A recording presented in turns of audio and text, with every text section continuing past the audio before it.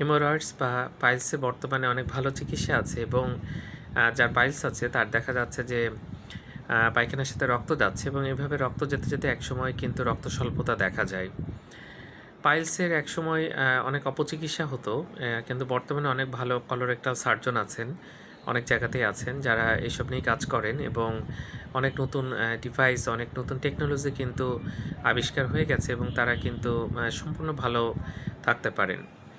তো যাই হোক, যদি পাইলস হয় একজন কলোরেক্টাল সার্জনকে দেখাবেন এবং তিনি যদি অপারেশন সাজেস্ট করেন অবশ্যই এটা করিয়ে নেবেন। কারণ বারবার যদি আপনার এভাবে রক্ত যায় একসময় আপনার রক্ত স্বল্পতা হবে এবং প্রচণ্ড দুর্বল লাগবে। আপনি কিন্তু সবসময় অসুস্থ থাকবেন, হাঁটলে শ্বাসকষ্ট হবে, মাথা ঘুরবে, পায়ে পানি আসতে পারে, হার্ট ফেলিওর হয়ে যায়, অনেক সময় অ্যানিমিক হার্ট ফেলিওর বলি, অনেক রকম সমস্যা দেখা যেতে পারে। পাইলস আমাদের দেশে খুবই কমন।